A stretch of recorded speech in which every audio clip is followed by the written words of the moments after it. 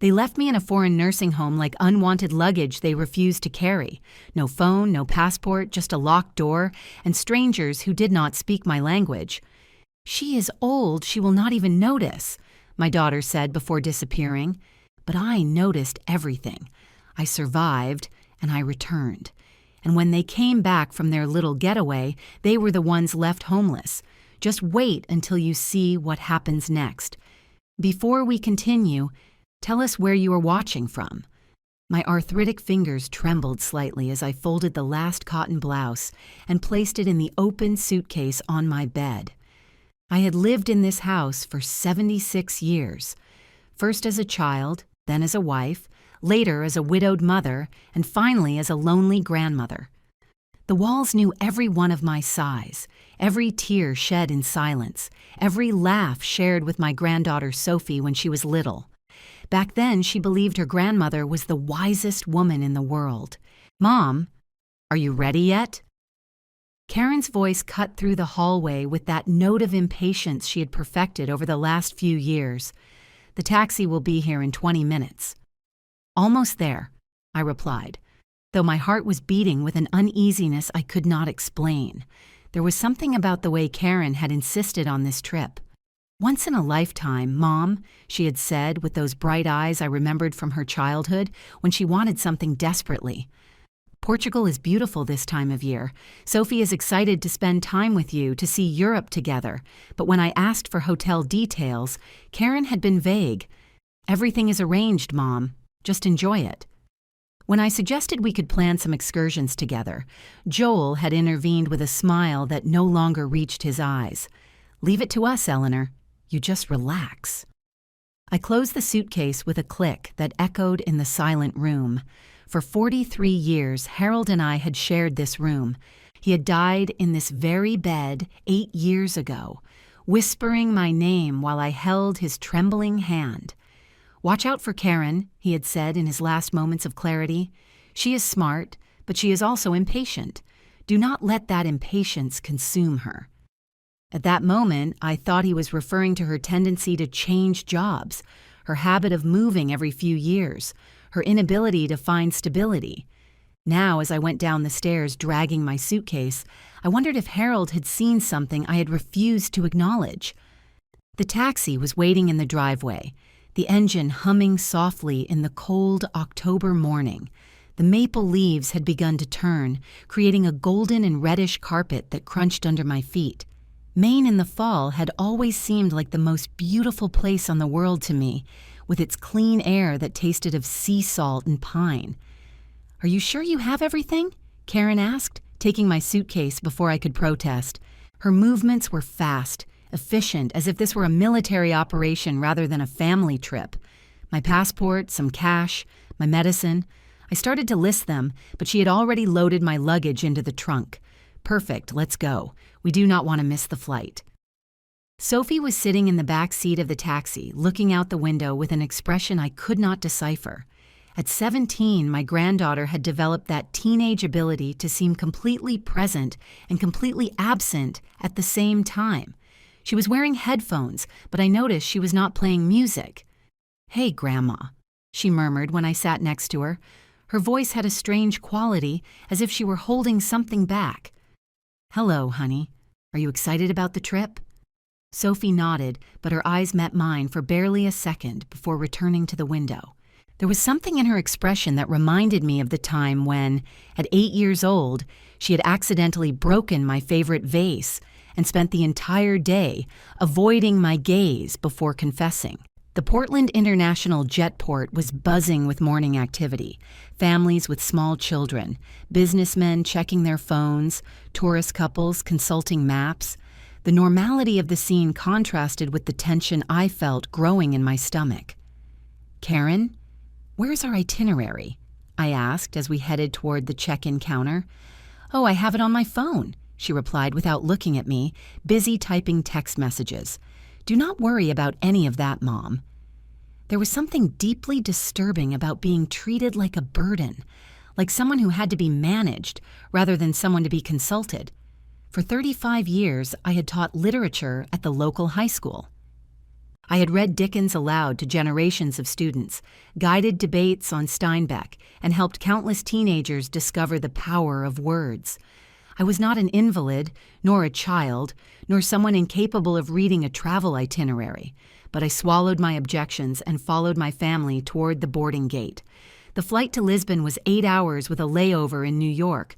During the first leg, I tried to talk to Sophie about college, about her plans for next year, about anything that might close the distance that seemed to be growing between us.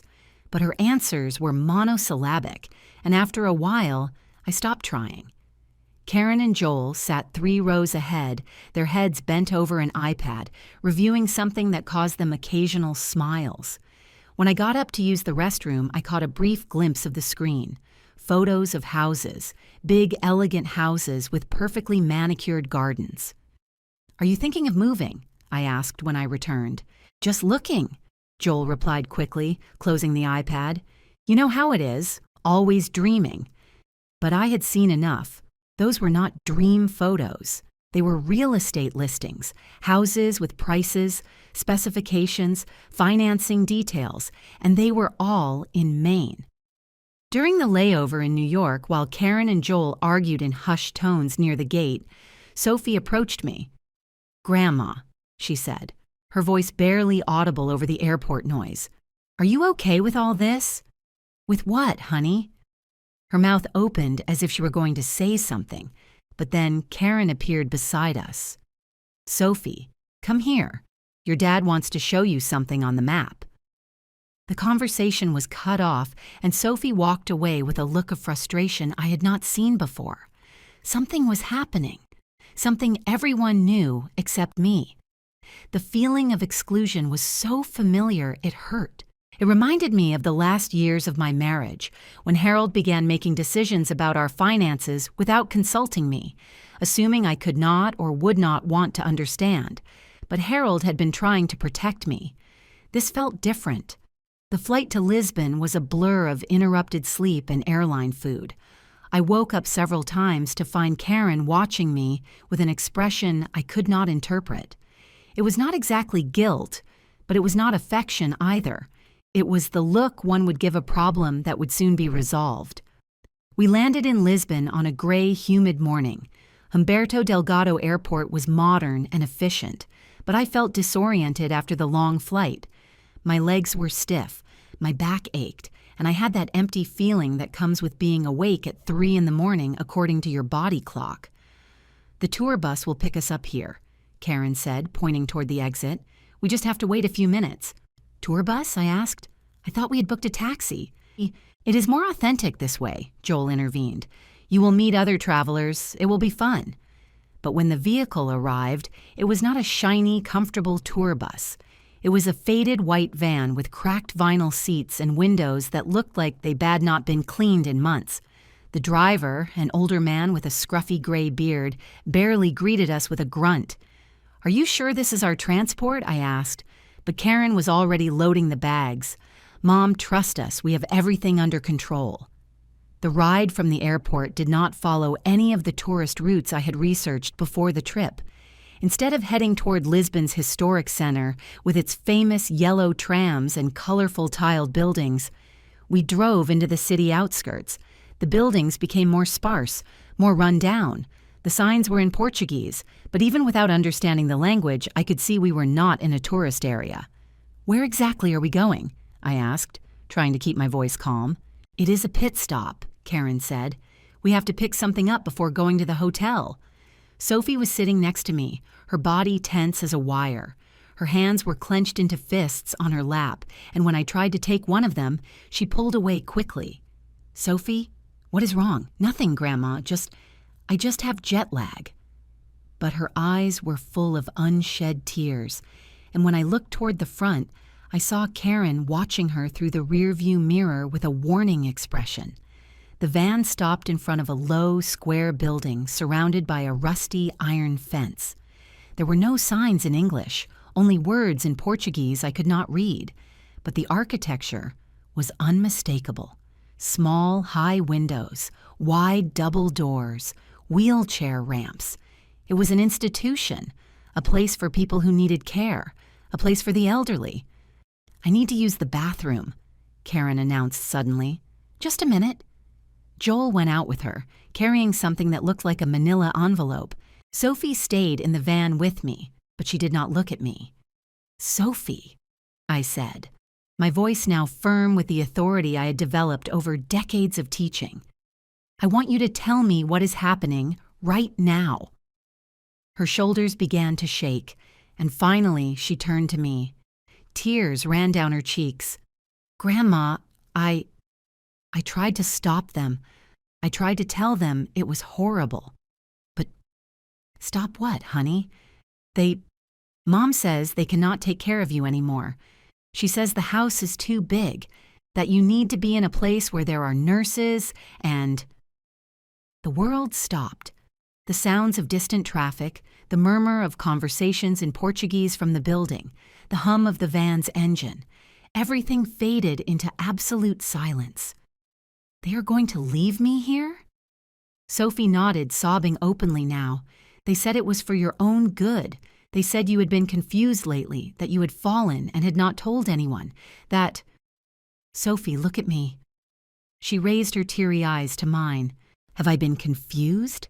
Have I fallen? Have I given any indication that I cannot take care of myself? No, Grandma, you have not done any of that. The van door opened, and Karen returned with a forced smile that fooled no one. Well, Mom, it turns out there is a small problem with the hotel reservations. They are going to need you to stay here tonight while we sort it out. No. The word came out with more force than I had intended. Karen blinked, surprised. Excuse me. I said, no, I am not staying here. This is not a hotel, Karen. It is a nursing home, and you know it. The driver had gotten out of the van and was unloading my suitcase from the trunk. Joel had returned from the building with a middle-aged woman dressed in medical scrubs. Mom, Karen said, her voice taking on a condescending tone that made my blood boil. I know you were confused from the trip, but this is best for you. You cannot live alone anymore. You need professional care. I have been living alone for 8 years since your father died. I have managed my own finances. I have maintained my house. I have tended my garden. What exactly has changed? You have become forgetful. You fell last week and did not tell us.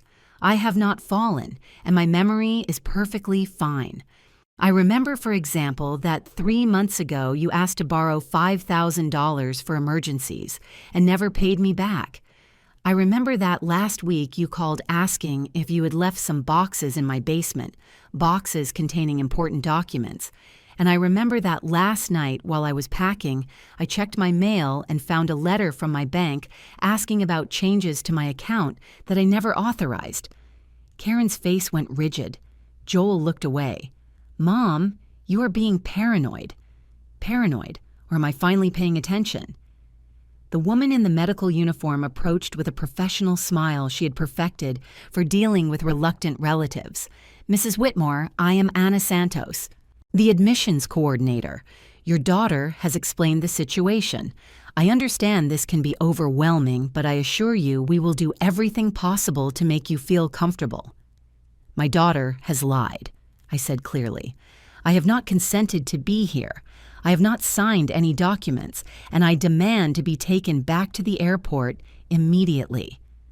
Anna looked at Karen with confusion. There was a rapid conversation in Portuguese I could not understand, but the tone was clearly one of disagreement. Mom, Karen intervened, her voice now with an edge of desperation. It is already paid for. It is already arranged. Sophie and I will come back tomorrow after we sort out the hotel. And Joel? Joel has to handle some business at home. Everything clicked suddenly. Joel flying back to Maine while Karen stayed to ensure I was settled. Enough time for him to do whatever they needed to do with my house, with my accounts, with my life. Where's my passport? Karen hesitated. It is in my purse, to keep it safe. Give it to me. Mom, it is not necessary for you to... Give it to me. My voice resonated in the humid air, and Sophie jumped. I had never yelled at Karen, not even when she was a teenager and challenged me constantly. but there was something liberating about finally letting out the fury that had been building for months. I cannot do that, Mom. Not in your current state.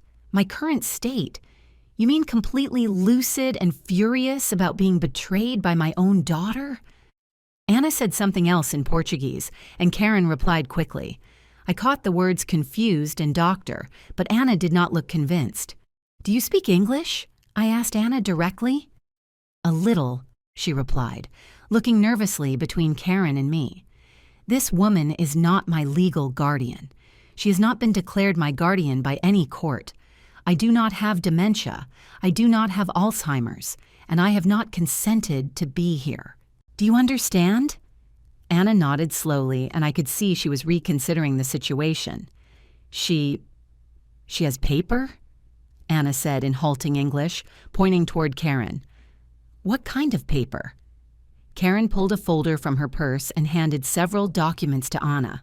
From where I stood, I could see my name and my signature on at least one of them, but the distance was too great to read the details. Can I see those documents?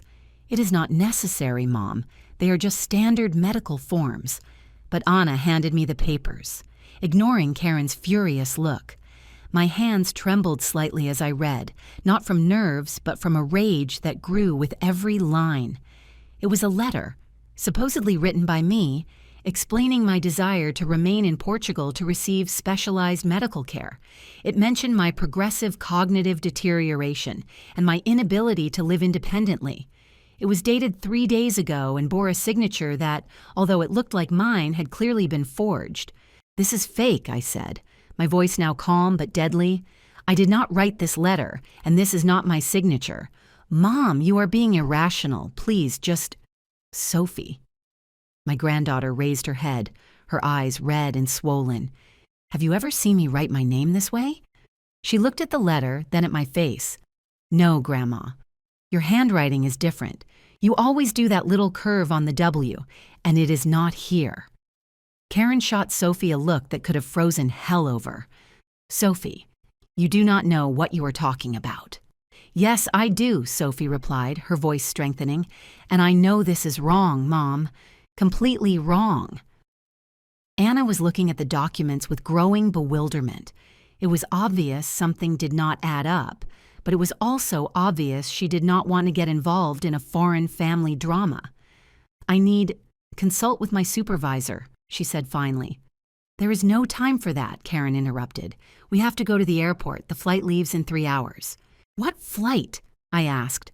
I thought you were going to stay to sort out the hotel. Karen realized her mistake a second too late. Me? There is a change of plans. Of course there is. The plan was to abandon me here and go back to Maine to loot my house. Is that not right? That is not true. Then call Joel, right now. Call him and put him on speaker so we can all hear exactly where he is.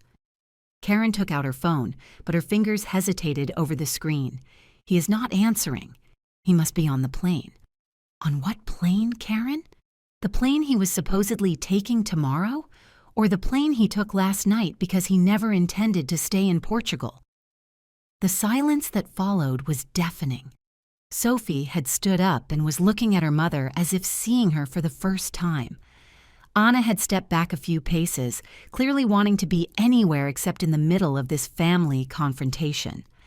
Fine, Karen said finally, her mask of filial concern falling away completely. You want the truth. We cannot keep taking care of you. The house is too big for you alone, and we need to sell it. Prices are high now, and if you wait, I might die, and you would inherit everything anyway, but you are too impatient for that, right? Do not say that. Why not? It is the truth. And the truth is that you need my house more than you need me. Karen opened her mouth to protest but closed it when she realized there was nothing she could say that would not make things worse. Anna, I said, turning to the coordinator, I need to use a phone to call the American Embassy. I am sorry, madam, but... It is my right as an American citizen, I interrupted. I am being held against my will by someone who has no legal authority over me. That is kidnapping, regardless of the family relationships involved. Anna looked at Karen, who no longer looked like the confident woman who had gotten off the plane. Instead, she looked small and desperate, like a child whose plan had been discovered. "Mom, please, just give me a chance to explain everything. We can talk about this like adults." "Like adults? You mean like the adult who forged my signature? Or like the adult who planned to abandon her 76-year-old mother in a foreign country without her consent? Without my passport? Without my phone? Without a way to contact anyone who knows me?" Karen had no answer for that because there was no answer. What she had planned was exactly what I had said. Pure and simple abandonment, disguised as filial concern. Anna had been speaking quietly into her radio. After a few minutes, she approached us. "My supervisor says we cannot process admission without clear consent from the patient," she said in her careful English, "especially when there are disputes over documents." Karen paled. "But it is already paid for. It is already arranged." "I am sorry. We cannot." There was a moment of absolute silence. Then Sophie walked over to me and took my arm. "Grandma, do you want me to take you back to the airport?" Karen turned to her daughter in disbelief. "Sophie, what are you doing?" "The right thing," Sophie replied, her voice firmer than I had ever heard it. "For the first time in my life, I am doing the right thing. You are a minor. You cannot make those decisions. I am 17, Mom, old enough to know the difference between right and wrong. And this is wrong." Karen looked around desperately, as if searching for an exit that did not exist. Finally, her eyes settled on me. "Mom, if you do this, if you call the embassy, if you cause a scandal, there will be no going back. Do you understand that?" "I understand perfectly," I replied. "The question is, if you understand." Karen held my gaze for a long moment. Then, without another word, she headed toward the van and said something to the driver in basic Spanish. The engine started. "Karen!" I shouted. "My passport." But the van was already pulling away, taking my daughter and leaving behind a cloud of exhaust smoke that smelled of bitter endings. Sophie and I were left standing in the gravel parking lot, watching the vehicle disappear down the winding road. The humid air of Lisbon felt heavy in my lungs, and for the first time since this nightmare had begun, I allowed myself to feel the magnitude of what had happened. I was alone in a foreign country. No passport, no Portuguese money, no phone, no way to contact anyone back home. My own daughter had abandoned me, literally on the side of the road, but I was not completely alone. "Grandma?" Sophie's voice was small and scared. "What are we going to do now?" I put my arm around her shoulders and pulled her close. She was taller than me now, but in that moment she felt like the little girl who used to curl up in my lap while I read her bedtime stories. "We are going to figure it out," I said, my voice firmer than I felt. "Together." Anna had been watching the entire exchange with a mixture of horror and compassion. She approached us with a hesitant step. "Mrs. Whitmore, I am so sorry. This is not right." "No, it is not," I agreed, "but it is not your fault. Do you need help? A place to sit? Water?" I looked at the building behind her with its small windows and rusty iron fence. It was not where I had planned to be, but for the moment, it was better than standing in a parking lot with a traumatized teenager and no plan. "That would be very kind," I said, "just while we decide what to do next." Anna guided us inside the building. It was not as bad as I had feared from the outside. The rooms were clean, though basic, and the staff seemed genuinely concerned for the residents' well-being. But still, it was not a place I would choose to be. We sat in a small common room with plastic chairs and a television murmuring in Portuguese. Sophie had not said a word since we entered, and I could see she was fighting back tears. "Honey," I said softly, "did you know? Did you know what they were going to do?" Sophie nodded miserably. "Mom told me last week. She said you could not live alone anymore, that you needed to be in a safe place. I tried to tell her you were fine, that you could take care of yourself perfectly, but she said I was too young to understand. And your dad? He agreed from the start. He kept talking about how much the house was worth now, about how they could pay for my college tuition and buy a bigger house if— She did not finish the sentence, but she did not need to. If I was out of the way. Sophie, I want you to know something important. None of this is your fault. You are a minor, and they are your parents. It was not your responsibility to stop them. But I could have done it, she whispered. I could have called someone or warned you, or— Who would you have called? Who would you have warned? I am your grandmother, but I am an adult. If you had come to me with a story about your parents planning to abandon me in Portugal, would I have believed you? Sophie thought about it for a moment, then shook her head. Probably not. Exactly. Because it was too cruel, too calculated to believe without seeing it for yourself. But now you have seen it, Sophie said, and her voice broke. And it is horrible. And I do not know how they are going to be able to live with themselves after this. I hugged her while she cried. This girl who had been forced to become an adult in a Portuguese parking lot. Part of me wanted to cry too. I wanted to let myself go into the betrayal and fear and sheer disbelief of everything that had happened. But I could not. Because if I had learned anything in 76 years of life, it was that the moments that define our character are not the easy moments. They are the moments when everything falls apart and we have to decide who we really are. Anna returned with 2 cups of tea and an expression of determination I had not seen before. Mrs. Whitmore, I have spoken with my supervisor. He says we must help you contact your embassy. It is not right what happened here. Thank you, I said, taking the cup of hot tea in my trembling hands. That would be very helpful. Also, there is someone else who might help, a nurse who works the night shift. Her name is Clara. She speaks English very well and has experience helping foreign families with difficult situations. I did not know exactly what difficult situations meant, but right now, any help was welcome. Anna explained that Clara would arrive at 8 in the evening and that in the meantime we could use a guest room to rest. The room was small and Spartan. 2 single beds with starched white sheets, a nightstand, and a window overlooking an inner courtyard where some elderly residents were taking the afternoon sun in wheelchairs. It was not my house in Maine, with its walls full of memories and its ocean view, but at least it had a door I could lock. Sophie sat on one of the beds and stared at her hands. She had been quiet for the last hour, processing what she had witnessed, what she had done, what all this meant for her family. "Grandma," she said finally, "what is going to happen now?" It was a question I had been asking myself. The honest answer was that I did not know. Without a passport, I could not take a flight back home.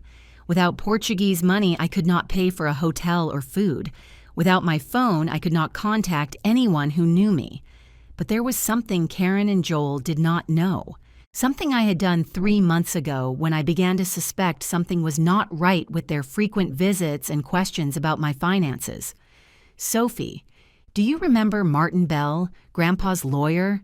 Exactly. A few months ago, when your mother started asking me about putting her name on the deed to the house, I went to see Martin. Sophie raised her head with interest for the first time in hours. It turns out Harold had been wiser than I thought. Before dying, he had established something called a revocable trust. Basically, it means that even though the house is in my name, it is protected from certain manipulations. Manipulations?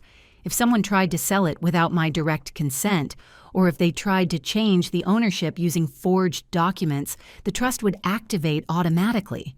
Sophie frowned, trying to understand the implications. That means Mom and Dad cannot sell the house. It means they cannot do anything with the house without my physical signature, witnessed by Martin Bell or his partner on U.S. soil. For the first time since the airport, Sophie smiled. So even if they abandon you here, they cannot touch the house, my savings, or anything else. In fact, the trust includes a clause specifying that any attempt to defraud me would result in the immediate revocation of any future inheritance. Grandpa Harold really protected you, didn't he? Your grandfather had seen enough cases of financial abuse of the elderly during his years as an accountant. He made me promise that if I ever suspected someone was trying to take advantage of me, even family, I would take immediate legal action. But does that include Mom? The question hung in the air between us. It was one thing to understand intellectually that Karen had done something terrible, and quite another to accept that my own daughter had planned to rob me. Especially your mother, I said softly. Harold knew Karen better than she thought. He knew her impatience, her tendency to see only what she wanted to see, her ability to justify almost anything if it benefited her. Sophie nodded slowly. Mom has always been like that. Even when I was little, I noticed how she could convince herself that anything she did was okay if she got what she wanted. But you are not like that, honey. What you did today, staying with me instead of going with her, was brave. I did not feel brave. I felt terrified. That is exactly the difference between bravery and recklessness. Bravery is doing the right thing when you are afraid. Someone knocked softly on the door. Anna poked her head in. Mrs. Whitmore, Clara is here. Would you like to meet her? Clara Ferreira turned out to be a woman in her 50s, with gray hair tied in a loose bun and brown eyes that radiated genuine warmth. Her English was excellent, with only a slight Portuguese accent that made her words sound musical. Anna has told me your situation, Clara said, sitting in the chair by the window. It is terrible what has happened to you. Absolutely terrible. Have you seen this before? I asked. Clara nodded sadly. More than I would like to admit. Families who bring their elders from other countries, promising vacations or medical treatment, then abandon them here. Usually it is for money. Sometimes it is for convenience. But it is always cruel. What usually happens to those people? Depends.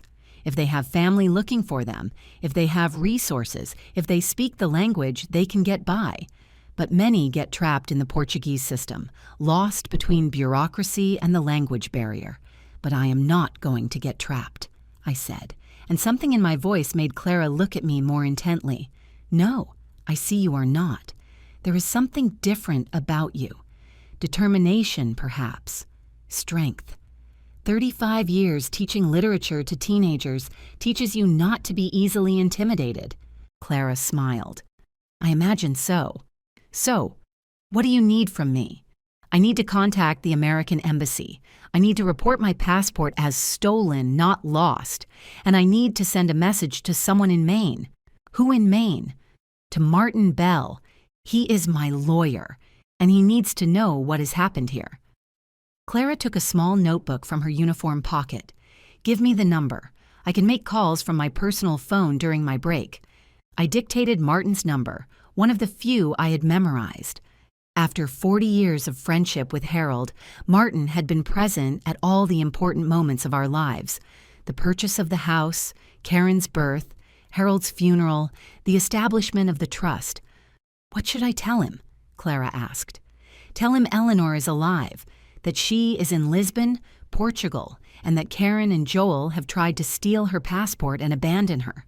Tell him to immediately activate all trust protections and to document everything for future legal proceedings.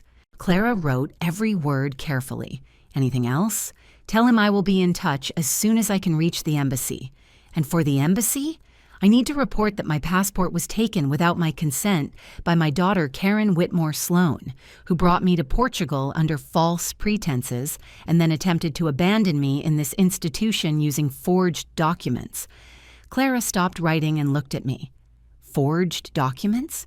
She forged my signature on a letter supposedly expressing my desire to stay here for medical care. That is a serious crime, Clara said. Document forgery, kidnapping, elderly abandonment. She could face prison. Sophie had been listening in silence, but now she spoke up. Prison? Could Mom go to prison for this? It is possible, Clara replied gently.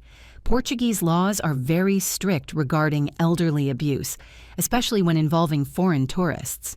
Sophie paled. Grandma, I do not want Mom to go to prison. I just want...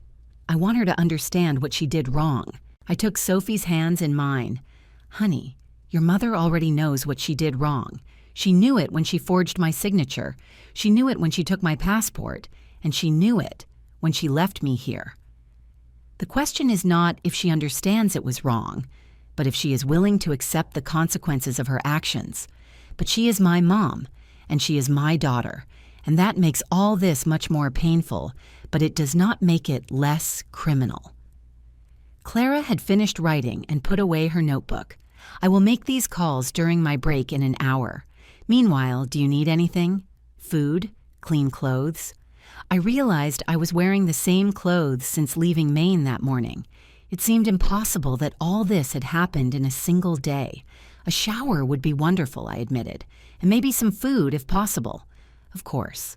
Anna can show you where the showers are, and I can bring some food from the cafeteria. After Clara left, Sophie and I took turns showering in the small communal bathroom. The hot water felt like a luxury after the day we had had. When I returned to the room, I found Sophie sitting on her bed, staring at her phone. "Any news from your parents?" I asked. "Mom has sent me like 20 text messages," Sophie said. "She wants to know where I am, if I am okay, if I have made Grandma listen to reason." "What did you reply?" "Nothing. I do not know what to say." "What do you want to say?" Sophie looked at her phone, then at me. "I want to tell her she is a horrible person and that what she did was unforgivable. But I also want her to explain why she thought this was okay. I want to understand how the person who taught me the difference between right and wrong could do something so obviously bad. Maybe you should tell her exactly that." Sophie looked at me in surprise. "Really?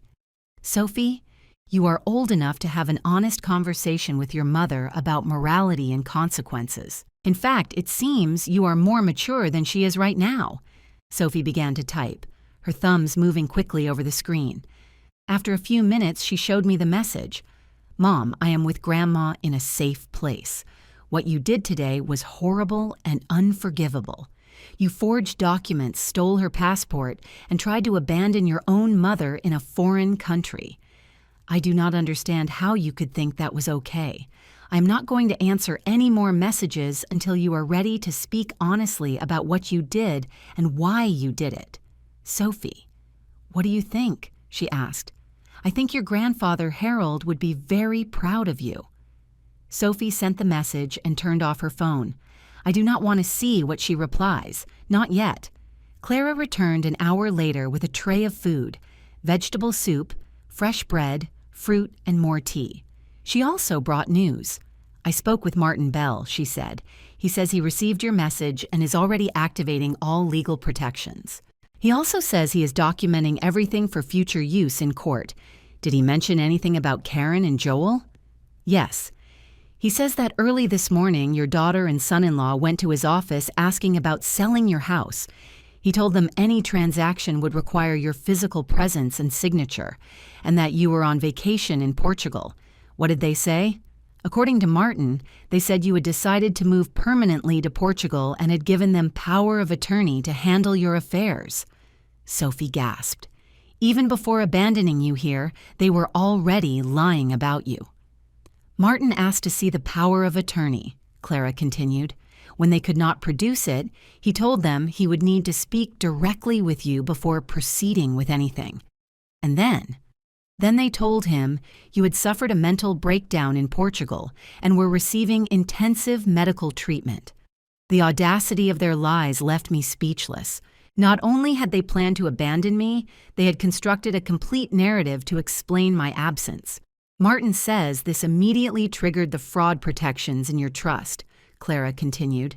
"Any attempt to access your accounts or properties is now blocked until you are physically present to verify your mental capacity. Harold really thought of everything, didn't he?" I muttered.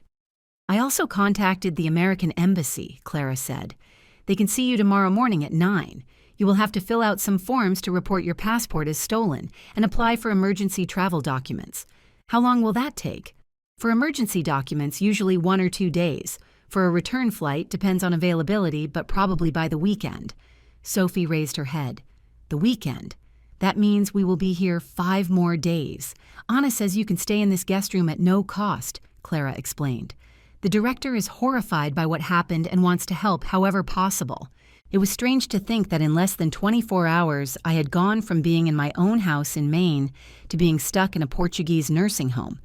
But at least now I had a plan, allies, and the certainty that Karen and Joel had not achieved what they set out to do. Clara, I said, can I ask why you are doing all this for us? You do not know us, and this is not your responsibility. Clara sat in the chair by the window and looked toward the courtyard where the lights had turned on for the evening residents. My grandmother was abandoned in a similar way when I was 22, she said softly. Her son, my uncle, brought her here from Brazil saying she was going to get better medical care.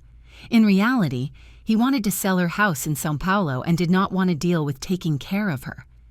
What happened to her? She stayed here for 3 years before she died. She never saw Brazil again. She never saw her family again. She never understood why her son had abandoned her. Clara wiped away a tear that had begun to form. I promised that if I ever had the chance to help someone in a similar situation, I would. Your situation reminded me immediately of my grandmother. I'm so sorry, I said. No one should have to go through that. No one should. But it happens more than people realize. The elderly become invisible in our society. It is assumed they cannot take care of themselves, that they cannot make their own decisions, that they are burdens instead of people with rights and dignity. Sophie had been listening intently. That is why my mother thought she could get away with it, because people would not expect Grandma to be able to defend herself. Probably, Clara replied. Your mother calculated that even if you, Mrs. Whitmore, managed to contact the authorities, you would be seen as a confused old woman making accusations against her loving family. But she underestimated your determination and your preparation. And she underestimated Sophie, I added, smiling at my granddaughter. She did not expect you to choose to stay with me. Sophie blushed. I could not leave with her. I knew it was wrong, and I could no longer pretend I did not know. Clara stood up to leave. Tomorrow I will take you to the embassy. In the meantime, try to rest. It has been a very long day for both of you. After Clara left, Sophie and I got ready for bed. It was strange being in such an institutional place, so different from anywhere I had slept before. But at least we were together. At least we were safe. And at least I had a plan. Grandma, Sophie said from the bed next to mine, are you scared? A little, I admitted, but not of the future. I am more scared of what this means for our family. What do you mean?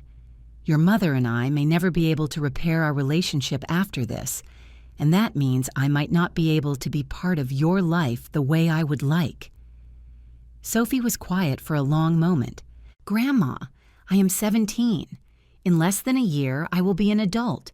I will be able to choose who I want to have a relationship with and who I do not. And what will you choose?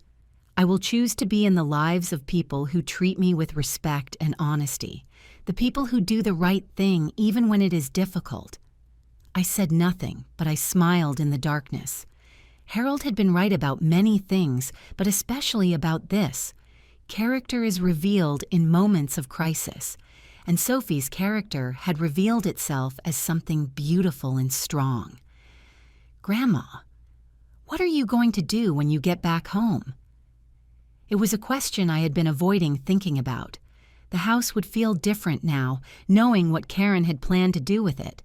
Every room would hold the ghost of her betrayal. I do not know yet, I said honestly. But I know I'm not going to let fear or betrayal dictate how I live the rest of my life. Does that mean you are going to sue them? That means I am going to do whatever is necessary to protect myself and to ensure no one else has to go through this.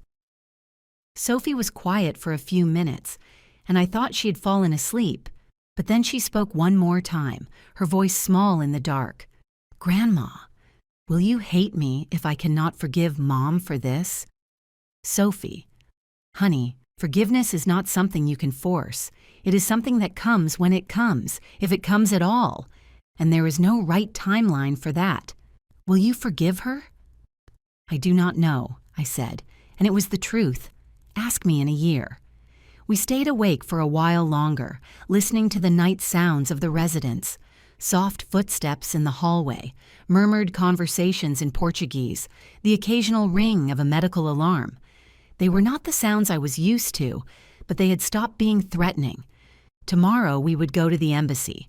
Tomorrow the process of going home would begin.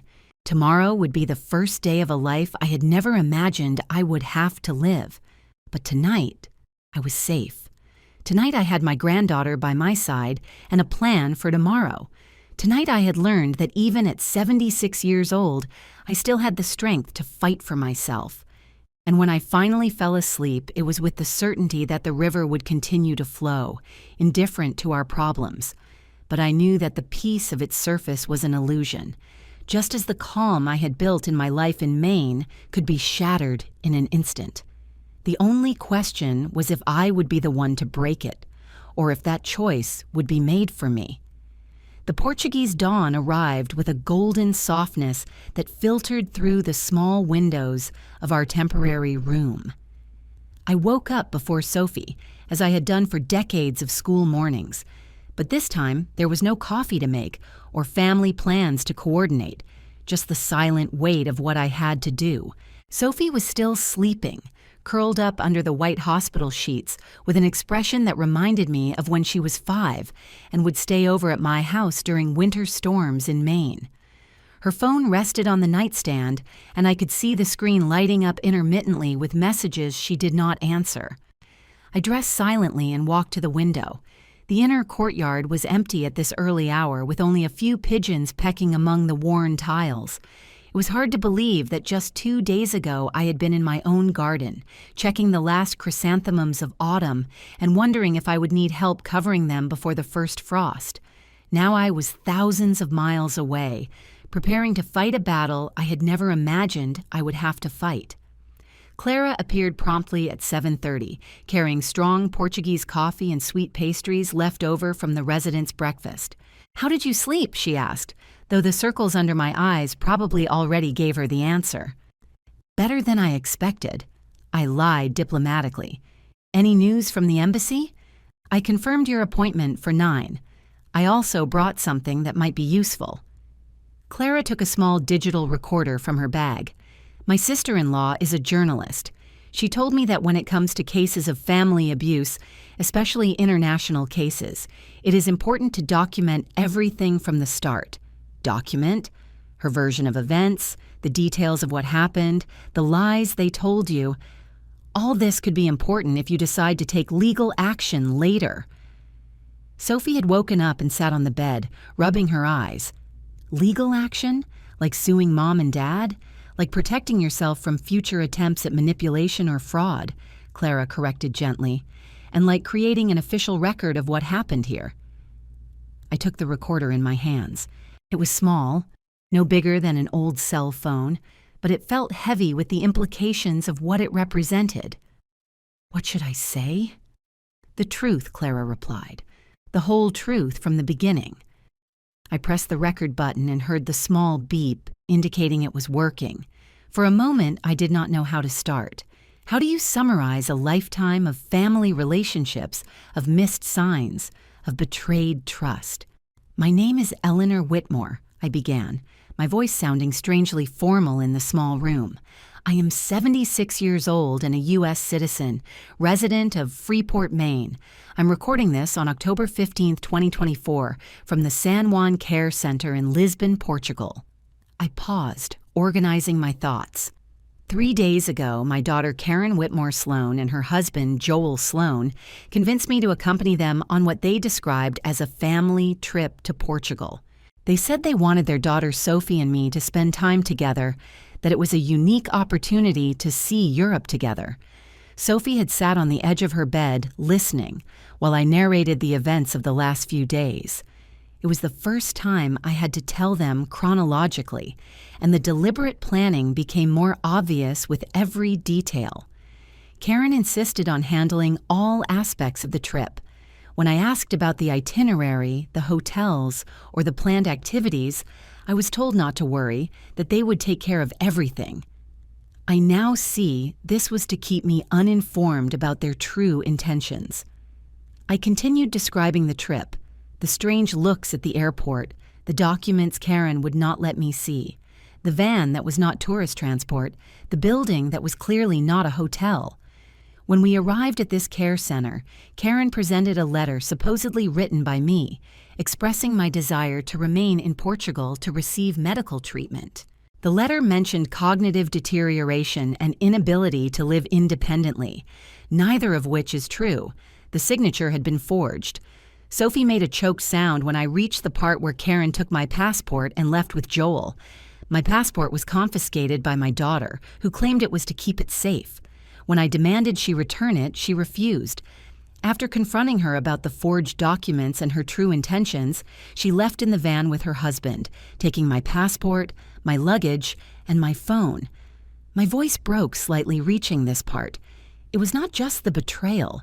It was the coldness with which Karen had executed the entire plan. Sophie Sloan, my 17-year-old granddaughter, chose to stay with me instead of accompanying her parents. She had been forced to participate in this deception without fully understanding the implications, and when she realized what was happening, she found the courage to do the right thing. Sophie wiped a silent tear. Subsequently, with the help of the staff at this center, especially Nurse Clara Ferreira, I was able to contact my lawyer in Maine, Martin Bell. He confirmed that Karen and Joel had visited his office the same day of my alleged abandonment, claiming that I had given them power of attorney to sell my house and handle my affairs because I had suffered a mental breakdown in Portugal. I stopped the recording for a moment to take a sip of coffee. Clara had been taking notes while I spoke, and I could see she had written premeditated and underlined the word several times. Should I add something about the trust? I asked. Definitely, Clara replied. That information will show that you took precautions precisely because you suspected something like this might happen. I resumed the recording. Approximately 3 months ago, I began to suspect that Karen and Joel were developing plans for my properties and finances without my consent. Karen had started asking frequent questions about the deed to my house, about my savings, about my plans for the future. They had also started making comments about my age and my ability to live alone. Despite the fact that I maintain my home, manage my own finances, and live independently. As a precaution, I consulted with Martin Bell, who had been my late husband Harold's lawyer. Together, we activated a revocable trust that Harold had established before his death. This trust protects my house and my savings from any attempt at fraud or manipulation, even by family members. Any transaction requires my physical presence and my verified signature on U.S. soil. Sophie smiled through her tears. Therefore, I continued, although Karen and Joel managed to bring me to Portugal under false pretenses and abandon me here, they cannot access my properties or finances as they had planned. The trust activated automatically when they attempted to present fraudulent documents to Martin Bell. I ended the recording with a clear declaration of my mental capacity and my intention to take appropriate legal action when returning to the United States. Clara put the recorder in her bag. This will be very useful. Now we need to get to the embassy. The bus ride to the American embassy gave me my first real view of Lisbon. It was a beautiful city, with pastel-colored buildings climbing steep hills and yellow trams ringing their bells as they navigated narrow streets. Under other circumstances, it would have been exactly the kind of place I would have enjoyed exploring. But today, every picturesque view reminded me how far I was from home and how vulnerable my situation was. The American Embassy was a modern building surrounded by a high fence and security guards. After passing through multiple security checks, Sophie, Clara, and I were directed to a small office where a consular officer named James Morrison was waiting for us. Morrison was a man in his 40s with the calm efficiency of someone who had handled many crises for American citizens abroad. He listened to my story without interrupting, taking occasional notes. "Mrs. Whitmore," he said when I finished, "what you describe are several serious crimes under Portuguese and American law: document forgery, kidnapping, elderly abandonment, fraud. This goes far beyond a typical family dispute. What can I do about it? First, we can officially report your passport as stolen and issue emergency travel documents. That will allow you to return to the United States within 1 or 2 days. And then, once you are back on U.S. soil, you can work with local and federal authorities to file appropriate charges. You can also coordinate with Portuguese authorities if you decide to seek extradition." Sophie leaned forward. "Extradition? That means my parents could be brought back to Portugal to face charges here?" "It is possible," Morrison replied. "Portugal has extradition treaties with the United States, especially for cases involving crimes against vulnerable persons. The reality of what that meant settled in the room. Karen and Joel had not just committed crimes in the United States, they had committed international crimes. The consequences could follow them for the rest of their lives." "What would you recommend?" I asked. Morrison leaned back in his chair. "Honestly, Mrs. Whitmore, I recommend you document everything, return home, and consult with a lawyer specializing in criminal law and elder abuse. Decisions about pressing criminal charges can wait until you are in a familiar environment and have had time to fully process what has happened. But isn't time important for these types of cases? The evidence you have is solid and the crimes are recent. Taking a week or two to consider your options will not harm your case. In fact, it might strengthen it if you decide to proceed with calm and deliberation rather than acting on emotional impulse." We spent the next 2 hours filling out forms, giving formal statements, and coordinating emergency travel documents. Morrison assured me we could have the papers by Friday, which would allow us to fly back to the United States over the weekend. When we finally left the embassy, I felt exhausted, but also, for the first time in days, in control of my situation. Clara took us to lunch at a small cafe near the embassy. While we ate Portuguese soup and fresh bread, Sophie finally turned on her phone to check messages from her parents. Her face went pale as she read. "What do they say?" I asked. "Mom is furious. She says I am being manipulated by you, that I do not understand the full situation, that Dad and she were only trying to ensure your safety. And Joel? He says they have spoken with lawyers in Maine. They are going to accuse you of—" Sophie paused, rereading the message, "of parental alienation and manipulation of a minor." Clara made a sound of disbelief. "After abandoning a 76-year-old woman in a foreign country, they are going to accuse her of manipulation. It is a distraction tactic," I said, surprised by how calm my voice sounded. "They are trying to control the narrative before the truth goes public." Sophie looked sick. "Grandma, what if people believe them?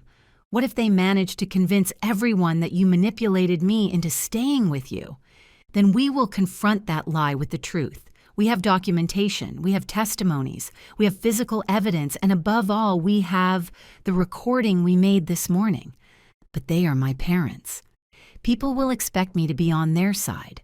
Sophie, honey, you are not on any side.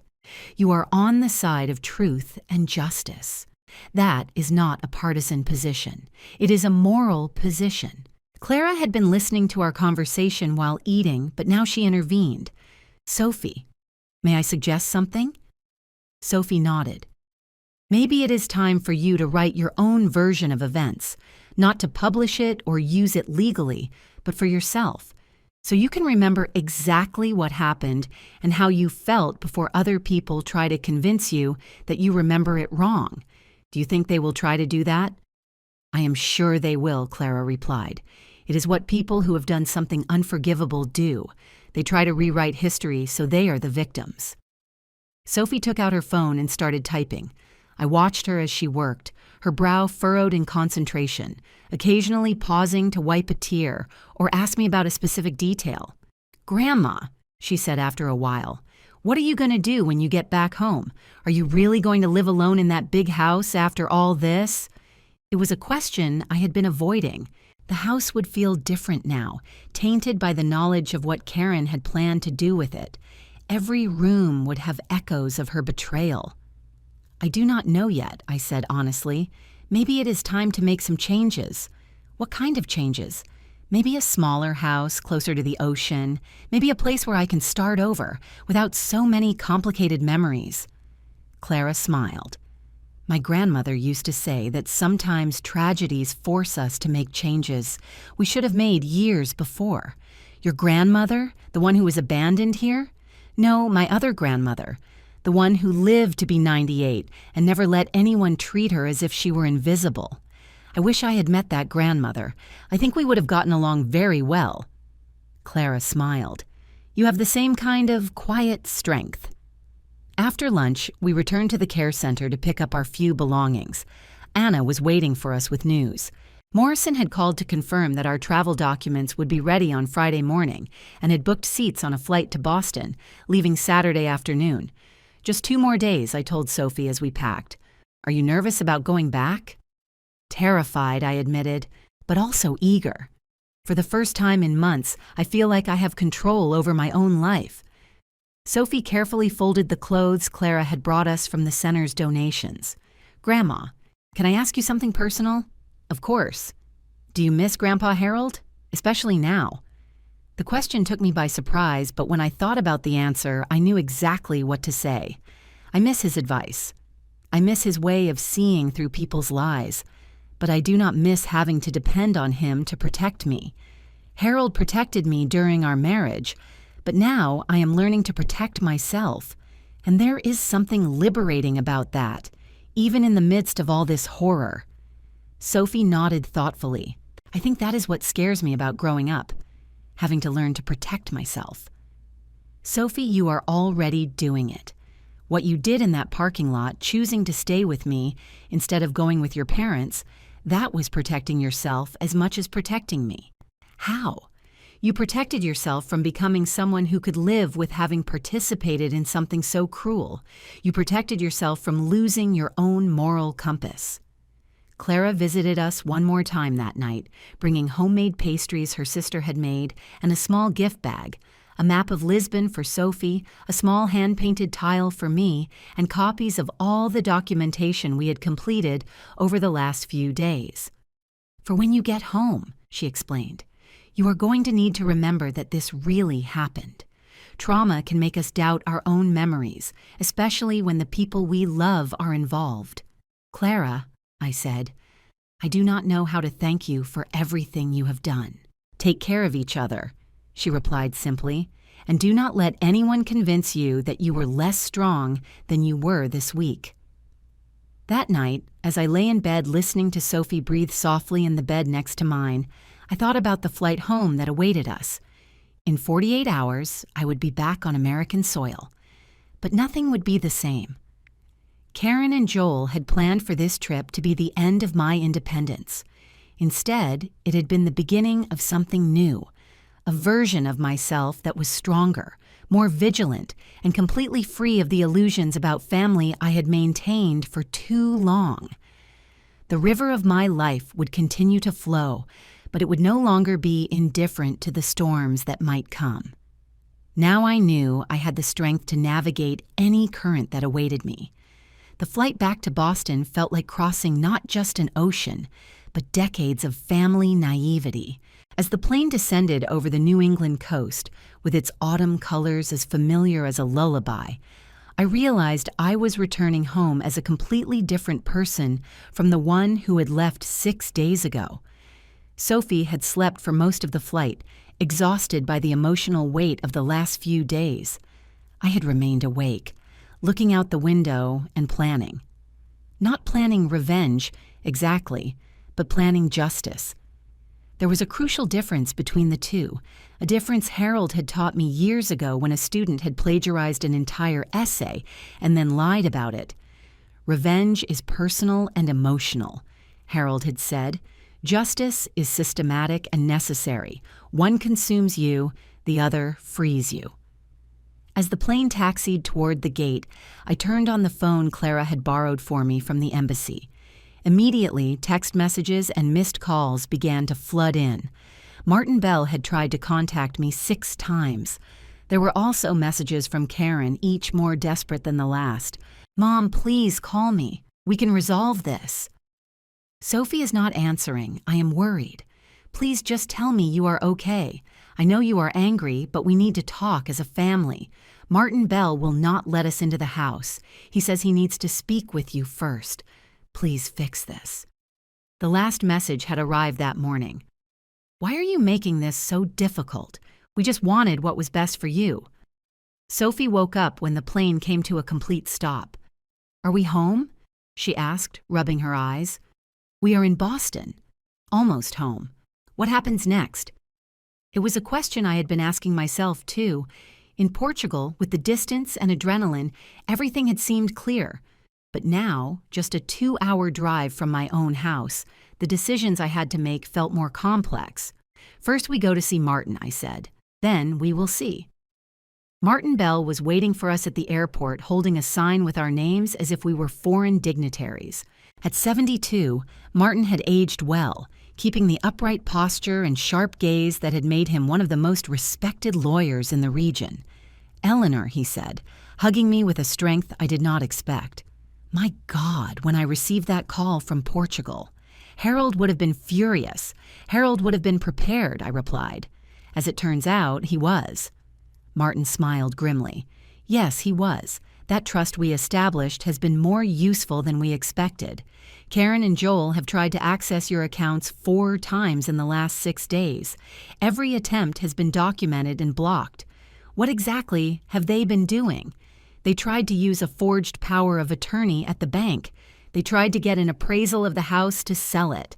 They contacted 3 different real estate companies, and yesterday Joel tried the locks on the house." Sophie gasped. "Changing the locks? While they knew Grandma was trapped in Portugal? Apparently, they thought they had time before you returned," Martin explained as we walked to his car. "They did not expect you would be able to resolve your situation so quickly. Where are they now?" "In a hotel in Portland. I kicked them out of the house on Thursday when they arrived with a moving truck." The audacity of their actions left me speechless. Not only had they planned to abandon me permanently, they had started dividing the spoils before my plane had even taken off from Lisbon. During the 2-hour drive back to Freeport, Martin updated me on all the legal events of the week. He had documented every fraudulent access attempt.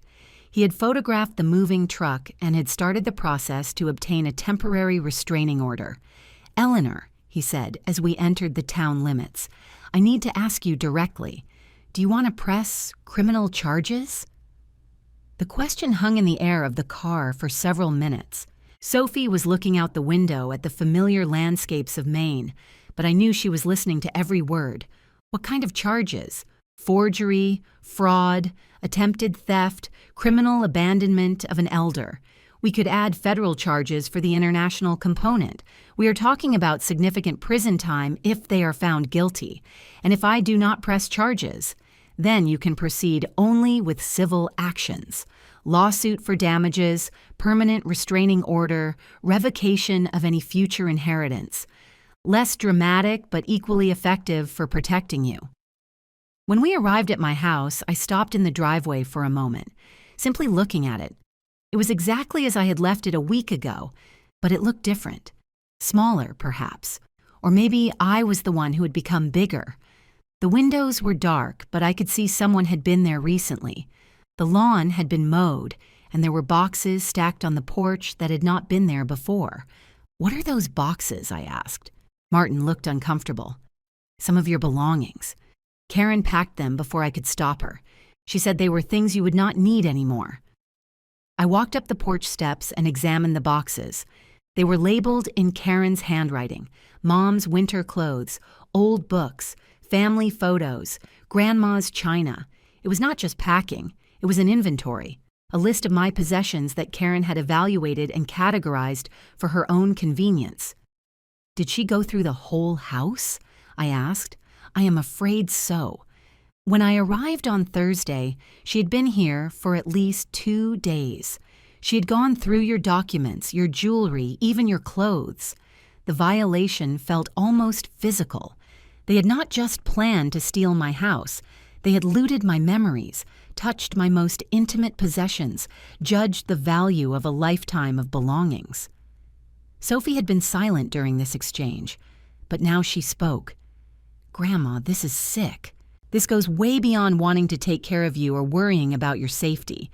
This is like they were waiting for you to die." Martin handed me the new keys. I changed all the locks after kicking them out. I also installed a basic security system, just as a precaution. Inside the house, the evidence of their presence was everywhere. Drawers had been rifled through, closets reorganized, surfaces moved. It was as if strangers had lived in my space, leaving their fingerprints in every room. In my bedroom, I found they had emptied my jewelry box. They hadn't taken anything, but they had photographed every piece, probably for appraisals. In Harold's study, they had gone through all his files, leaving documents scattered across the desk. But the worst violation was in the kitchen. They had completely cleaned out the pantry and refrigerator, throwing away food that would have spoiled during my permanent stay in Portugal. It was a small detail, but it revealed the complete certainty they had that I would never return. "Do you want me to stay tonight?" Martin asked. "Or Sophie and you could stay in my guest house until you feel comfortable here again." "No," I said, my voice firmer than I felt. "This is my house. I am not going to be driven out of it by fear." Sophie had been exploring the house and now returned with a strange expression. "Grandma, there is something you should see in my room." Sophie's room in my house had been her refuge since she was little. When she stayed over during summers or weekends, it was where she did her homework, where we talked late into the night about books and dreams and the complicated mysteries of growing up. Now it was stripped. Not just cleaned, but deliberately emptied. Her books had been packed, her photos removed from the walls.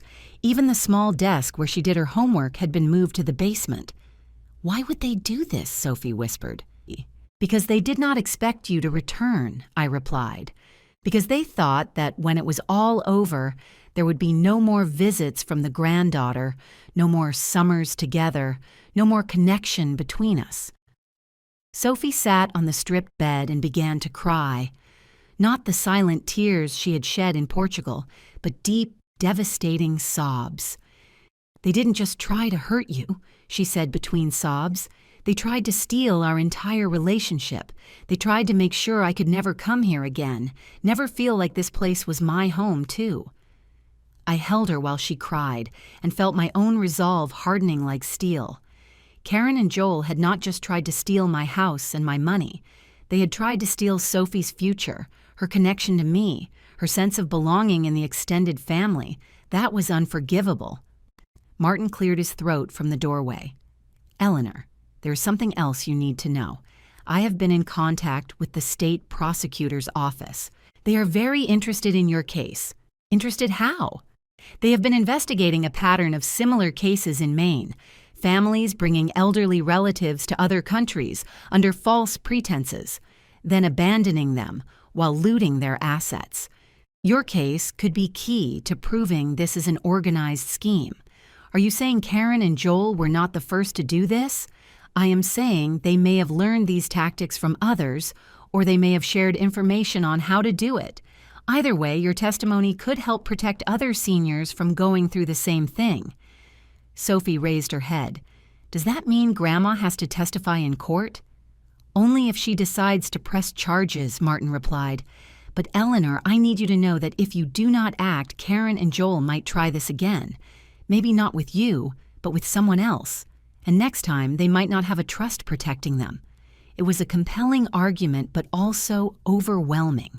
Part of me just wanted to lock the door, change the locks again, and pretend none of this had happened.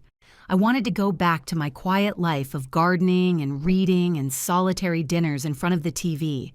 But that life had been built on an illusion. The illusion that Karen loved me, that Joel respected me, that my family would protect me. Those illusions had been shattered so completely they could not be rebuilt.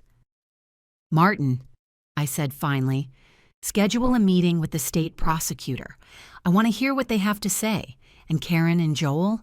Tell them if they want to speak with me, they can do so through you, and that any communication must include a full apology, the immediate return of all documents they took, and a plan to compensate all expenses I incurred as a result of their actions.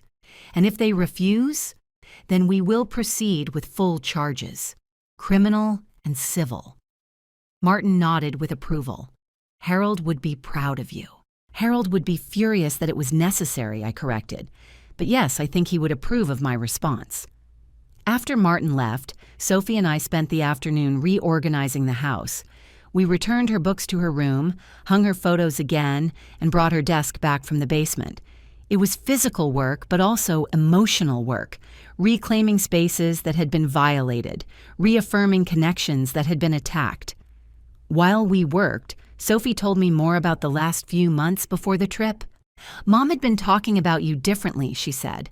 She started making comments about how lonely you were, how big the house was for one person, how dangerous it was for you to live so far from the hospital. But I'm not lonely. I have friends in town. I have my garden. I have my books. That is what I kept saying. But Mom had an answer for everything. She said your friends were all as old as you, that they couldn't help you in an emergency. She said the garden was too much work for someone your age. She said reading all the time was a sign of social isolation. It was fascinating and disturbing to hear how Karen had systematically built an argument for my incompetence. She hadn't lied exactly about the facts, but she had interpreted every aspect of my life through a lens of decay and vulnerability. Did you believe any of those things? I asked. Sophie shook her head vigorously. Never. Every time I came here, I could see you were fine, that you were independent and happy and completely capable. But Mom kept insisting I was too young to see the warning signs. What kind of signs? She said you forgot things, that you repeated stories, that you got confused about dates. But I never saw any of that. Because none of it was true? Exactly. But Mom was so convincing and kept saying you were hiding things from me because you didn't want to worry me. It was a brilliant and evil manipulation. Karen had used my love for Sophie as evidence of my deterioration, arguing that my desire to protect my granddaughter from worry was actually a sign that I had something to hide. That night, while Sophie slept in her reclaimed room, I sat in my kitchen with a cup of tea and reviewed the events of the week. Only 7 days ago, I had been packing for what I thought would be a pleasant family trip. Now I was considering pressing criminal charges against my own daughter. The phone rang at 9:30. It was Karen. Mom, thank God, I have been so worried. Karen, stop. Stop what? I am your daughter. Of course I was worried when... Stop lying, stop acting like this is a misunderstanding or genuine concern. We know exactly what you did and why you did it. There was a long silence on the line. Mom, if you give me a chance to explain, there is no explanation for forging my signature. There is no explanation for stealing my passport. There is no explanation for abandoning your 76-year-old mother in a foreign country. And there is definitely no explanation for looting my house while you thought I was permanently trapped in Portugal. We were not looting. We were organizing. Organizing for what, Karen? For the sale you had already planned? For the move you had already researched? Another silence. Things got more complicated than we expected, Karen said finally. And for the first time, her voice sounded like a small child who had been caught in a lie. No, Karen. Things went exactly as you planned. The only difference is that you did not calculate that Sophie would choose honesty over family loyalty. And you did not calculate that Harold would have protected me even after his death. What are you talking about? The trust, Karen. The trust that protects everything you tried to steal. Karen's breathing became shallow. Mom, we can solve this. As a family, we do not need to involve lawyers or... I already involved lawyers. I am also considering involving prosecutors. Prosecutors? Are you talking about pressing charges against your own daughter? I am talking about pressing charges against the people who committed multiple serious crimes against me. The fact that one of those people is my daughter makes it more painful, not less criminal. Karen began to cry, but I was no longer moved by her tears. She had cried genuine tears in Portugal. These were tears of self-pity and panic. "Please, Mom, just give me a chance to fix this. We can return everything, we can—" "Karen, at any point during this entire conversation, have you offered an apology? Have you acknowledged that what you did was wrong? Have you shown any remorse for the damage you caused?" She did not answer. "Because all you have done is make excuses, minimize your actions, and ask me to solve this, as if it were my responsibility to clean up the mess you created. We just wanted what was best for you." "No, Karen. You wanted what was best for you, and abandoning an old woman to get it." I hung up the phone and turned it off. Tomorrow there would be more calls, more pleading, more attempts to minimize and rationalize. But tonight I wanted silence. I sat in my kitchen, in my house, surrounded by decades of memories and a life I had built carefully. Karen and Joel had tried to take all this. They had failed, but more important than their failure was my own discovery. That even at 76, even after a lifetime of pleasing others and keeping the family peace, I still had the strength to fight for myself. The river would continue to flow, but now I knew I had the power to change its course. The following days unfolded like a silent storm. Karen and Joel had stopped calling directly after my phone conversation with Karen, but messages arrived through other channels. Concerned mutual friends, neighbors who had heard rumors, even the pastor of the Methodist church, where I had taken Karen as a child. They all had the same carefully crafted story. Eleanor was confused by the stress of travel, misinterpreting her family's benign intentions, possibly showing signs of cognitive decline requiring loving intervention. It was a brilliantly orchestrated disinformation campaign, and it worked because it played on every fear people had about aging. How many times had I heard stories about elderly people becoming paranoid, accusing loving relatives of conspiring against them? How many times had I myself thought such accusations were symptoms of dementia rather than rational responses to real abuse? "It is diabolical," Sophie said, reading a text message from one of her friends whose mother had spoken to Karen. "They are using stereotypes about old people as a weapon against you." We were sitting in my living room organizing documents for my meeting with the state prosecutor, scheduled for that afternoon. Martin had insisted we needed to be completely prepared, with physical evidence for every claim. "People want to believe families protect their elders," I said, sorting the photos Martin had taken of the moving truck. "It is more comfortable to think I am confused than to accept that a daughter could plan to abandon her mother. But you have proof." "Sophie, honey, proof only matters if people are willing to see it, and many people would prefer not to see something so disturbing." The doorbell interrupted our conversation. Through the living room window, I could see a young woman in her 30s with a notebook in her hand. "Mrs. Whitmore, I am Jennifer Torres from the Portland Press-Herald. I was wondering if I could ask you some questions about your recent experience in Portugal." Sophie looked at me with alarm. "The press? How did they find out?" "Probably Karen," I said. "Another tactic. Control the narrative by getting to the media first." I opened the door but kept the security chain on. "Miss Torres, I have no comment at this time. I understand there has been a family misunderstanding. Your daughter is very worried about you. She just wanted to hear your side of the story." "Have you spoken to my daughter?" "Briefly. She expressed concern for your mental well-being and said she is exploring options for protective guardianship." The words hit me like a fist. Protective guardianship. Karen was not just trying to control the public narrative, she was taking legal steps to have my incompetence officially declared. "Miss Torres, as I told you, I have no comments. If you want the full story, I suggest you speak with my lawyer, Martin Bell." I closed the door and immediately called Martin. "Eleanor, I am already aware," he said before I could speak.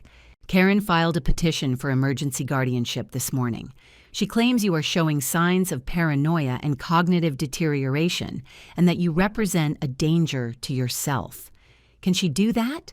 She can petition for it, but she will have to prove it in court. And we have substantial evidence that her motives are not benevolent. What do I need to do? You need an independent psychological exam. I have already scheduled one for tomorrow morning with Dr. Sarah Chen. She is a specialist in forensic assessments of mental capacity.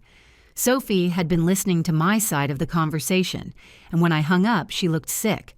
Mom is trying to have you declared mentally incompetent? Apparently. But that cannot work, right? It is obvious you are fine. Sophie, the legal system does not always operate based on what is obvious. It operates based on evidence, procedures, and sometimes, unfortunately, prejudices about age. I spent the rest of the morning researching abusive guardianship cases online. It was a pattern more common than I'd imagined. Relatives using the legal system to gain control over the elderly, frequently with financial motives. Once guardianship was established, the elderly person lost virtually all their legal rights. They could not sign contracts, manage their own finances, or even choose where to live. It was exactly what Karen had tried to achieve in Portugal, but now she was using the American legal system to get the same results. At 2 p.m, Sophie and I headed to the state prosecutor's office in Augusta. The prosecutor assigned to the case was a woman in her 40s named Patricia Reeves, with premature gray hair and the direct manner of someone who had seen too many abuse cases. "Mrs. Whitmore," she said after reviewing our documents, "your case is particularly egregious because it involves multiple jurisdictions and shows a level of planning that suggests this was not an impulsive act. What does that mean in terms of possible charges? In Maine, criminal abandonment of a vulnerable person is a Class C crime, punishable by up to 5 years in prison. Document forgery adds another potential 5 years. The international aspects could trigger federal charges for kidnapping and human trafficking." Sophie shifted uncomfortably in her chair. Human trafficking? Isn't that a bit extreme? Human trafficking includes transporting someone across international borders using deception for the purpose of exploitation, Reeves explained. "Your grandmother was transported to Portugal under false pretenses and abandoned there so her children could exploit her financial assets. Technically, it qualifies." "What are the chances of conviction?" I asked. "With the evidence you have, very high. The documentation is exhaustive. You have witness testimonies both in Portugal and here, and the pattern of behavior before and after the abandonment is clearly criminal. And the guardianship petition Karen filed?" Reeves smiled grimly. "That actually works in our favor. It reinforces our argument that her motives were financial, not care-related. It is hard to argue you were worried about your mother's well-being when you simultaneously accuse her of being mentally incompetent to avoid criminal charges. What happens now? Depends on you. We can proceed with full charges that would likely result in prison time for both. Or we can use the threat of charges to negotiate a plea deal that includes restitution, community service, and likely some reduced jail time. What would you recommend? Honestly, I would recommend full charges. Cases like this need to set precedents to deter others. But I understand there are family considerations involved." Sophie had been silent during most of the meeting, but now she spoke. "Can I ask a question?" "Of course. If Grandma does not press charges, is it more likely my parents will try something like this again?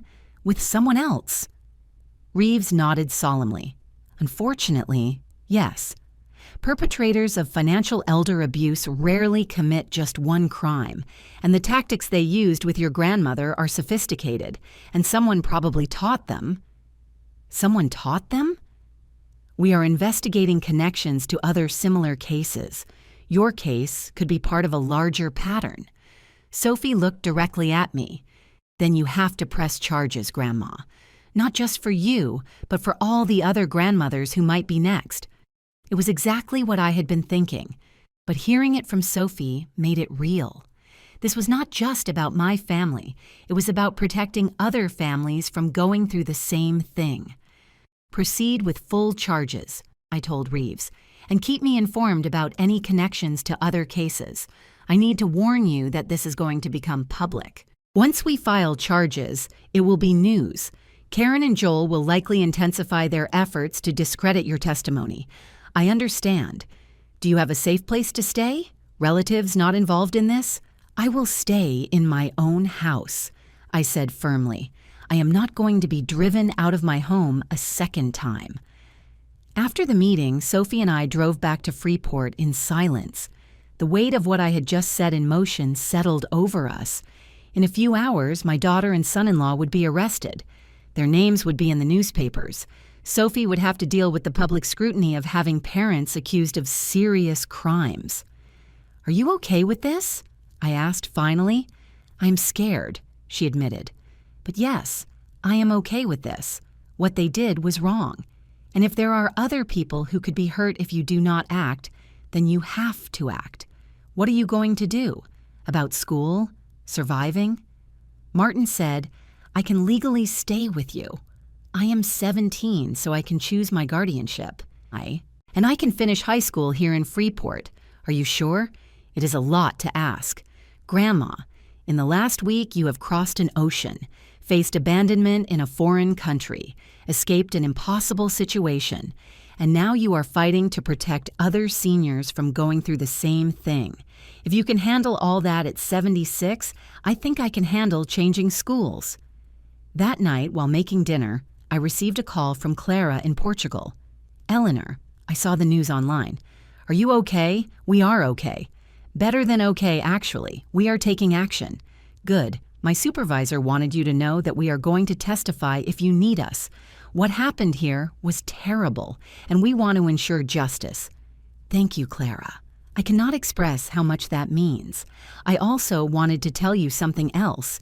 Since you left, we have implemented new policies to prevent similar situations.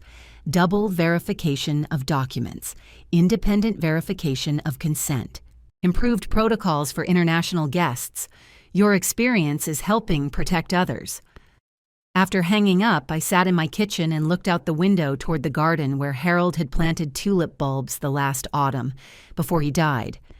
They had bloomed faithfully every spring since then, a reminder that some things endure even after the people who planted them are gone. Harold had planted more than tulips. He had planted legal protections that had saved me, systems that had shielded me, and principles that had guided me through the most difficult crisis of my life. Sophie came into the kitchen with her laptop. Grandma, there is something I want to show you. She had been writing for the last few hours, and now she showed me what she had created. A blog post detailing our experience, aimed at other teenagers who might be in similar situations. My name is Sophie, and I am 17 years old. It began. Last week, my parents tried to abandon my grandmother in Portugal so they could steal her house. This is the story of what happened and why I chose to stay with my grandmother instead of being part of a crime. Are you sure you want to make this public? I asked. People are going to make assumptions anyway. I prefer they have the real facts.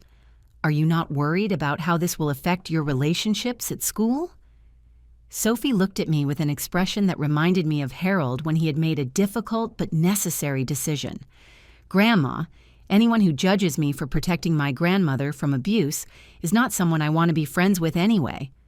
At 9 p.m, the phone rang. It was Martin. Eleanor, thought you would want to know. Karen and Joel were arrested an hour ago. They will be formally charged tomorrow morning. How did they take it? Karen fainted. Joel tried to blame everything on Karen. He says it was her idea, and he just went along with it. And now what? Now they have the opportunity to plead guilty in exchange for reduced sentences. Or we can go to trial. Given the strength of the evidence, I suspect they will take the deal. What kind of sentences are we looking at? Probably 2 to 5 years for Karen, 1 to 3 for Joel, plus full restitution of all expenses you incurred, plus punitive damages. After hanging up, Sophie and I sat in the living room watching the local news. The lead story was about a family dispute turned international, involving elderly abandonment and fraud. They showed mugshots of Karen and Joel and mentioned that more arrests could follow as investigators explored connections to similar cases. "It is strange seeing Mom on the news like that," Sophie said softly. "Do you regret your decision?" "No, but it is sad. I do not recognize her as the person who raised me. Maybe it is because the person who raised you was partly an act, or maybe people can change in ways we never expect. Do you think we will ever be able to have a relationship again? The three of us?" It was a question I had been avoiding, but knew I would have to face eventually. "I do not know, Sophie. A lot will depend on whether Karen can accept responsibility for what she did and make a genuine effort to make amends. But even then, trust is something built over years and can be destroyed in moments. And if she never acknowledges she was wrong, then we will have to live our lives without her. And although that would be sad, it would not be the end of the world. We have learned we are stronger than we thought." Sophie nodded, though I could see the idea of being permanently separated from her parents still scared her. "Grandma, can I ask you something else? Always. Are you happy after all this? Are you happier than before?" It was a surprising question, but when I reflected on the answer, I realized it was simpler than I expected. "Yes," I said. "I am happier. Not because I enjoyed any part of this experience, but because now I know I can handle anything life throws at me. I am 76 years old, and I just discovered I am stronger, smarter, and more resilient than I knew. And you are not lonely?" I looked at this extraordinary young woman who had chosen courage over comfort, truth over misplaced family loyalty. "No," I said. "I am definitely not lonely." That night, as I prepared to sleep in my own bed in my own house, I reflected on everything that had changed in a week. My family had been reconfigured, my illusions about unconditional love had been shattered, and my place in the world had been fundamentally altered. But I had gained something too, the certainty that even at my age I still had the power to stand up for what was right. I still had the ability to protect not just myself, but others who might face similar situations. The river of my life would continue to flow, but now it did so with a stronger, more directed current.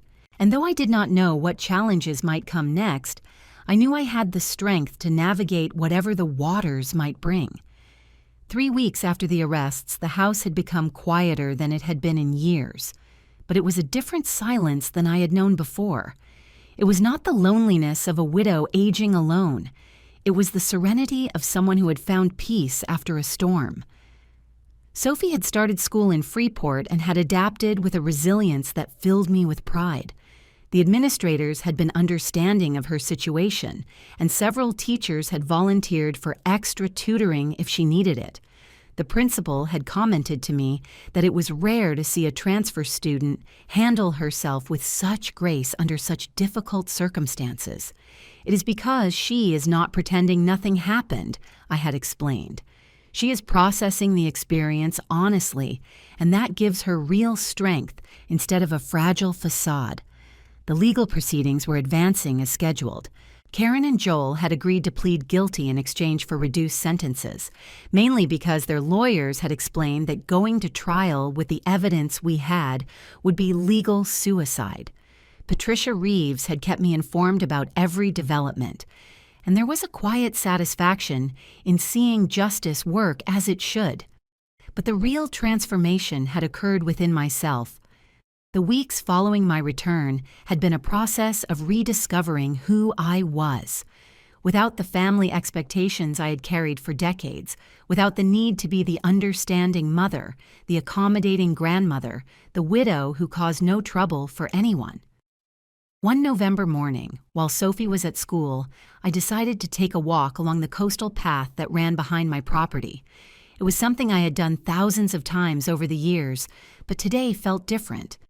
I moved more slowly, not out of weakness, but by choice, absorbing details I usually overlooked. The seagulls screaming over the waves seemed to be celebrating something. The pines swaying in the sea breeze whispered secrets I finally had the peace of mind to hear. And the ocean itself, eternal and indifferent to human dramas, offered me a perspective I had needed for months. When I returned to the house, I found Martin Bell waiting on my front porch, holding a letter I did not recognize. "Eleanor, this arrived at my office this morning," he said, handing me the envelope. "It is from Karen." The letter was handwritten on the stationery I had given her as a Christmas gift years ago. My name was written in her familiar handwriting, but trembling in a way that suggested it had been written under great emotional stress. "Have you read it?" I asked Martin. "No. It arrived sealed and addressed specifically to you. But Karen asked me to tell you she wrote it without consulting her lawyers, and that it represents her true feelings, not a legal strategy." Inside the house, I made tea and sat in my favorite chair by the window overlooking the garden. Harold's flowers had finished their cycle for the year, but there was a beauty in dormancy, a promise of renewal that would come with spring. I opened the letter and began to read. "Dear Mom, I do not know how to begin this letter because there are no words for what I did. My lawyer told me not to write this, that anything I put on paper could be used against me in court. But I need you to know that I finally understand the magnitude of my betrayal, and I need to try to explain how I got to a place where I could convince myself that abandoning my own mother was justifiable. It started with money, but not in the way you probably think. Joel lost his job 8 months ago, and we did not tell you because he was ashamed. We started using our credit cards for basic expenses, telling ourselves it would be temporary. But months passed, and the debts grew, and I started to panic about losing the house, about not being able to pay for Sophie's college. That was when Joel suggested maybe it was time we considered your future more practically. At first, it was just talk. How long could you live alone safely? If the house was too big for you, what would happen if you got sick? Conversations many families have, but slowly, without realizing how it was happening, those conversations became about us instead of about you, about what we needed, what we deserved. How much easier everything would be if we didn't have to worry about you living alone in that big house. Joel started researching care homes, initially just in case. Then he started talking to others about what they had done when their parents could no longer live independently. That was where he met the people who taught him about tactics for families in difficult situations. I do not want you to think I was manipulated or deceived. I actively participated in every decision. When Joel suggested maybe you might be happier in a place where you had constant company and medical care, I added that you would probably feel guilty about being a burden if we didn't present it the right way. When he suggested a family trip would be a good way to make the transition, I was the one who insisted on Portugal, because I knew you had always wanted to go there. I thought that would make everything easier, sweeter somehow. And when it became clear you were not going to choose to stay in the care center voluntarily, I was the one who suggested maybe we needed to make the decision for you, for your own good. Mom, I was so lost in my own narrative of sacrifice and necessity that I could not see that what I was planning was pure and simple abandonment. I had convinced myself you were a burden we could no longer handle instead of a person with rights and dignity. Sophie tried to talk to me multiple times. She told me you were perfectly fine, that you were happy in your house, that you didn't need to be rescued from anything. But I dismissed her resistance as teenage naivety. I told her she was too young to understand the complexities of elder care. The truth is, Sophie understood something I had refused to see, that I was committing an act of violence against my own mother, and that all my talk about your well-being was a lie I was telling myself to justify the unjustifiable. When I left you in that parking lot in Lisbon, I knew exactly what I was doing. I knew you were completely competent. I knew you did not want to be there, and I knew I was stealing your autonomy and your dignity. But I was so committed to the plan, so desperate for the solution it represented to our financial problems, that I continued anyway. Mom, I am not writing this to ask for your forgiveness, because I do not believe I deserve forgiveness. I'm writing this because you need to know there was no confusion on my part about what I was doing. There was no misunderstanding about your capabilities or your desires. It was a deliberate and calculated betrayal, and it was terrible. You also need to know that Sophie was never really on our side in this. She did the right thing by staying with you, and I hope you can be proud of her in a way you can never be proud of me. I have lost everything that really mattered. Your trust, my daughter, my self-respect, my future, but you have earned something you didn't have before. The certainty that you are stronger than any of us knew, including yourself. I am not going to ask you to forgive me or maintain a relationship with me when I get out of prison. I am not going to ask you to explain my actions to Sophie or try to repair our family. I broke all that myself, and it is not your job to fix it. I just want you to know that I finally see what I did clearly, and that if I could undo every decision I made in the last 8 months, I would do it instantly, but I can't. So instead, I will live with the consequences and hope that somehow my example serves as a warning to other families who might be tempted to take similar shortcuts. I love you, Mom. I have always loved you. But love does not excuse what I did, and I understand if you can never forgive me. Karen. After I finished reading, I sat in silence for a long time, holding the letter in my hands. It was not the apology I had expected because it wasn't really an apology at all. It was a confession, an acknowledgement, an attempt to face the truth without adorning or minimizing it. And for the first time since Portugal, I felt something resembling compassion for my daughter. Not compassion for her actions, which remained unforgivable, but compassion for the person who had lost herself so completely in her own desperation that she had been capable of betraying everything she supposedly valued. Martin had waited on the porch, giving me privacy to read. When I went out to find him, he must have seen something in my expression. "Bad news?" he asked. "Honest news," I replied. "For the first time in months, Karen has told me the whole truth. Does that change anything for you?" I considered the question carefully. It changes my understanding of how this happened, but it does not change the consequences that must follow. Karen needs to face the legal outcome of her actions, and I need to protect myself from any future manipulation. But it also helps me understand that I wasn't blind to signs I should have seen. This was carefully hidden from me until it was too late to prevent it. And Sophie? Sophie should read this if she wants, but only when she is ready. There is no rush to process everything at once. That afternoon, when Sophie returned from school, I told her about the letter and offered it to her. She took it, but didn't open it immediately. "How did reading it make you feel?" she asked. Sad, relieved, clearer about why this happened, but no less resolved about what needs to happen next. "Do you think Mom has really changed, or is she just saying what she thinks you want to hear?" "I think your mother is finally facing the reality of what she did. But real change takes years and has to be demonstrated through actions, not just words." Sophie nodded and put the letter in her backpack. "I will read it when I am ready. Right now, I just want to focus on the good things that are happening." The good things that were happening included Sophie's excellent grades at her new school, the friendships she was forming with classmates who admired her strength, and the plans we were making for winter break. They also included changes in my own life that would have been unthinkable before Portugal. I had started volunteering with an elder rights advocacy group, sharing my story with others who might be at risk.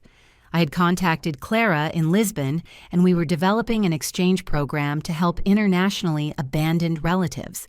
And perhaps most significantly, I had begun to seriously consider selling the big house and moving to something smaller and more manageable near the ocean. "Not because I cannot take care of this house," I explained to Sophie one night while we had dinner, "but because I no longer want to take care of it. I want to use my energy for new things, not for maintaining something built for a different life. Would you feel sad leaving all the memories? The memories come with me no matter where I live, And some of the memories of this house have been complicated by what happened. It could be liberating to start somewhere fresh. Can I help choose the new house? Sophie, I hope you can help design the new house. I want a place that works for both of us, where you can have friends, where we can have family that deserves to be there. Do you think Mom will ever deserve to be there? It was the question I had been avoiding, but knew we would have to face eventually. I do not know yet, I said honestly. A lot is going to depend on what she does in the next few years. But Sophie, you need to understand that regardless of what happens between your mother and me, your relationship with her is separate and independent. What do you mean? I mean that if you ever want to try to rebuild a relationship with her, you do not have to choose between her and me. And if you decide you cannot forgive what she did, you also do not have to feel guilty about that. Sophie smiled, but it was a sad smile. It is strange, right? A month ago, I thought I knew exactly what my family was like. Now I feel like we are inventing what family means day by day. Maybe that is not so strange. Maybe the best families are the ones we choose to create consciously, instead of the ones we take for granted. That night, after Sophie went to bed, I went out to the back porch and looked toward the ocean. The stars were bright in the clear November sky, and the sound of the waves provided the same comfort I had found for decades. But for the first time in years, when I looked toward the future, I did not see just more of the same. I saw possibilities. I saw adventures. I saw a life that was smaller in some ways, but more authentic in all the ones that mattered. The river of my life had found a new course, one I had chosen instead of one that had been imposed on me. And as it flowed toward whatever destination awaited me, I would do so with the certainty that I had the power to navigate any current I might find along the way. Inside the house, I could hear Sophie practicing piano, working on a Chopin piece she had been assigned at her new school. The notes floated through the November night, complex and beautiful, and completely her own. Tomorrow there would be more decisions to make, more steps toward the future we were building together. But tonight there was peace. Tonight there was music. Tonight there was the satisfaction of knowing that when life had tested me in the deepest way possible, I had found the strength not just to survive, but to thrive. The door remained open behind me as I went back inside, not out of carelessness, but by choice, as an invitation to the future, as a promise that no matter what storms might come, my home would always be open to those who deserved to be there. And as always, the sea remained calm, eternal witness to the small human transformations unfolding on its shore, indifferent but not devoid of grace. The river had found its way to the ocean and was at peace.